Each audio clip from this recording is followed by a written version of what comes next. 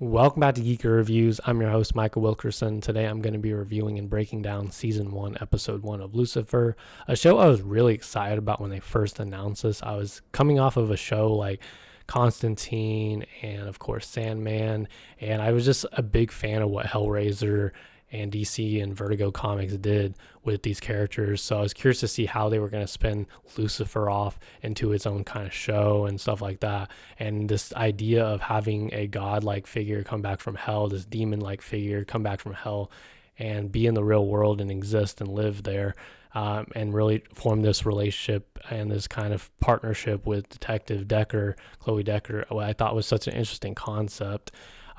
So to my surprise, when I sat down and watched it, it pretty much gave me everything I really wanted from a Lucifer show.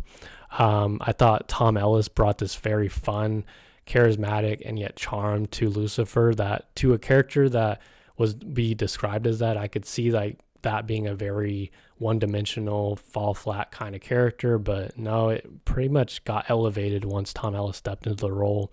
I thought Chloe Decker was great in this series. I thought she brought this, like, they gave this cool development with Chloe where she's a character and a cop that has like messed up on a previous case and wants to rebuild her image almost kind of thing.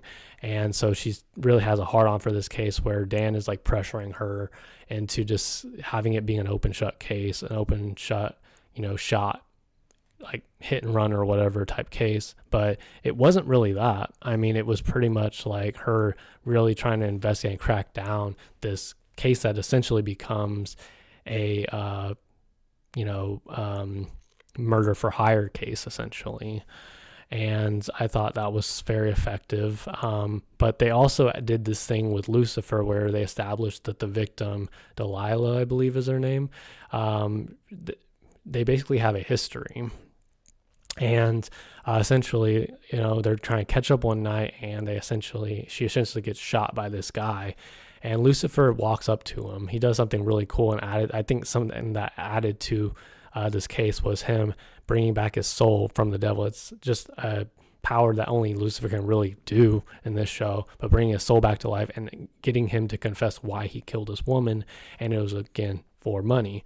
And essentially becoming this murder for hire case. And I thought it was a pretty effective murder for hire case. It was pretty solid for the world that they were establishing.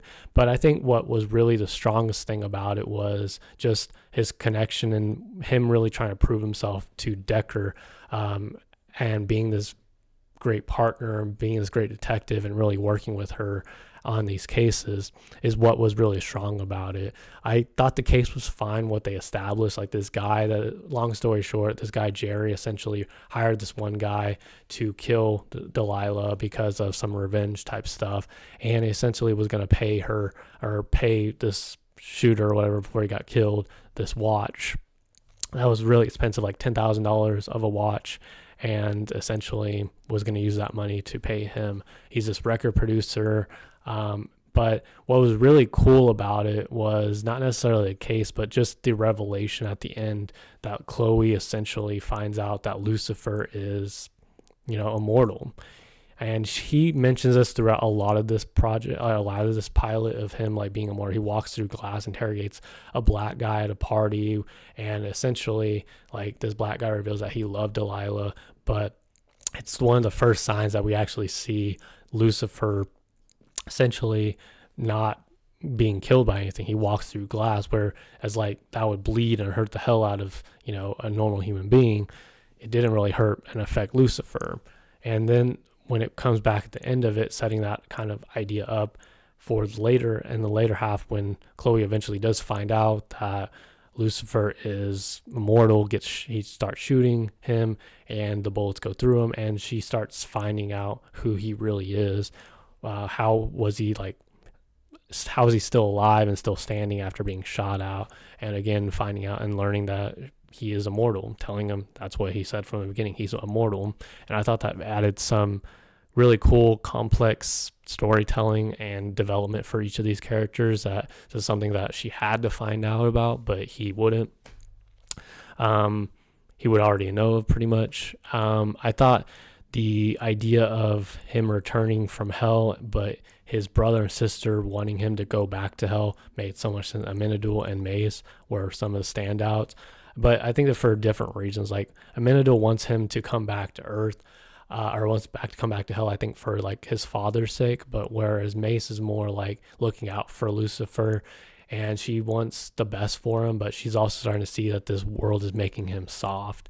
And it's the first signs that like working with the detective, working on a case, but also becoming soft and interacting with people from this world, making him soft. And I thought that was some really interesting ideas just for, you know, a character like a demon character coming back from hell to essentially live in Los Angeles, live and become a detective and stuff like that. Like, it's obviously not to become a detective. He obviously is just trying to be, you know, do the right thing.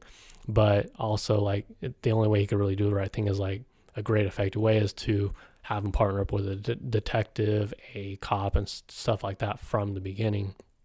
And I think it makes sense.